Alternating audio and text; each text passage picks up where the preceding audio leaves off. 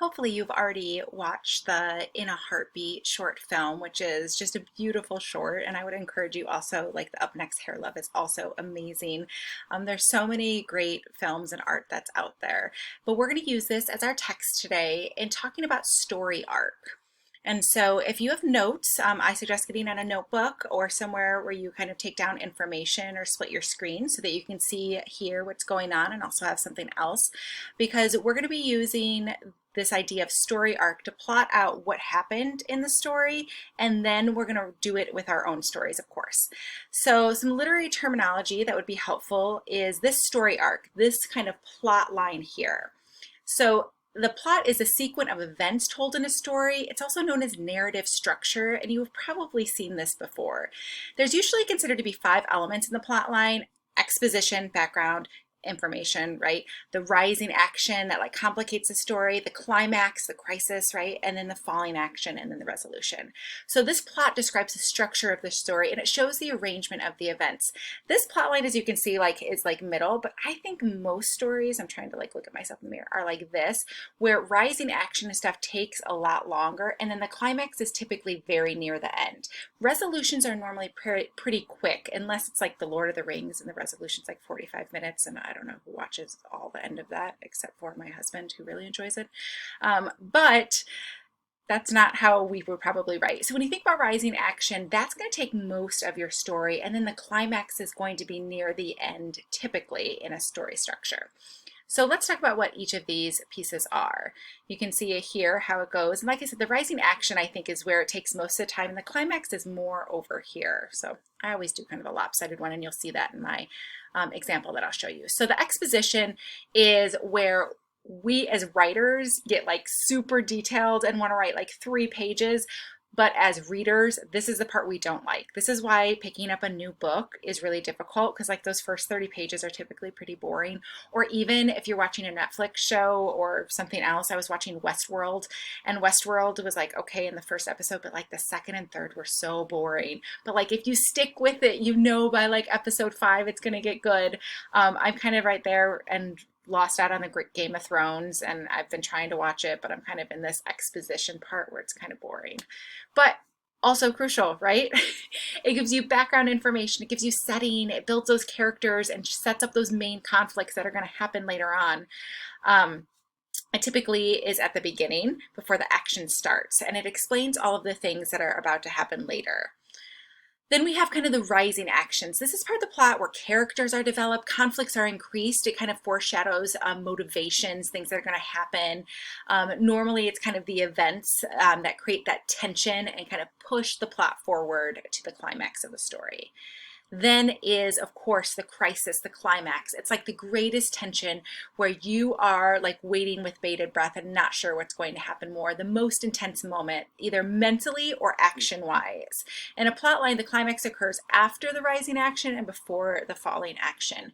These climaxes are interesting too, because when you think about a series show, you'll have kind of these smaller climaxes as each episode, and then it'll kind of build right to that season finale, and then it has hopefully some sort of resolution at the end. After the climax, we have the falling action, and this is what kind of ends it right before the resolution. It's a contrast because it kind of is starting to develop a sense of like togetherness, or a sense of things diminishing. The tension is kind of released at that portion. And then of course we have the resolution. The resolutions are kind of like cleaning up of the storyline, right? The problem has been resolved, it's been worked out, and even if it's not perfect or not what we wanted, there is some sort of resolution in it. There's some sort of closure.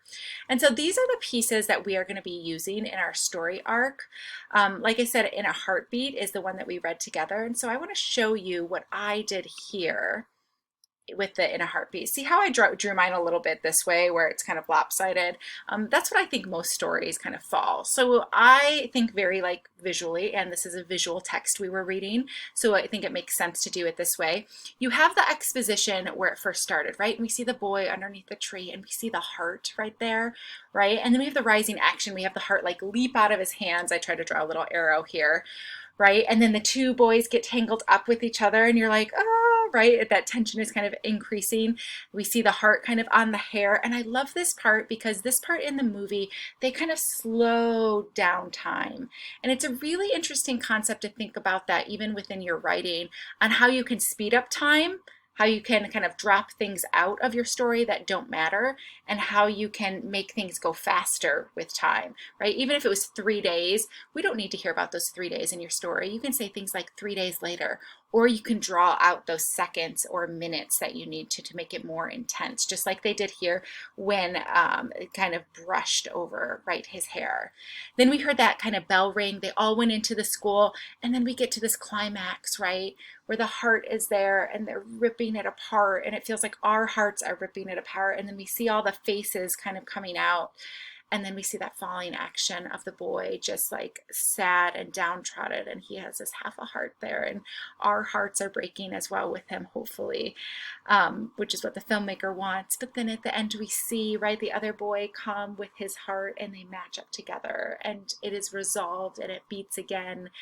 And at the very end scene and the very beginning scene, as we've talked about before, are kind of that tree. One, the first one with the boy by himself in his heart, and then the second one under the tree, but now the two boys are together. So we have that snake eating its tail, where the introduction and conclusion are very similar to give kind of that feeling of closure.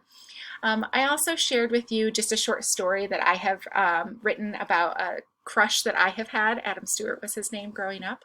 He lived next door, of course. And I always kind of use this kind of story arc to think through my writing. How do I want it structured? So you're going to be practicing this with your own writing. And this is a great way to kind of structure your writing so that you know where you're going. Because like I said, as writers, we spend a lot of time in the exposition and not as much time kind of in the climax and falling action as we need to. So this is a way to kind of trace out your thoughts and think through what you want to do.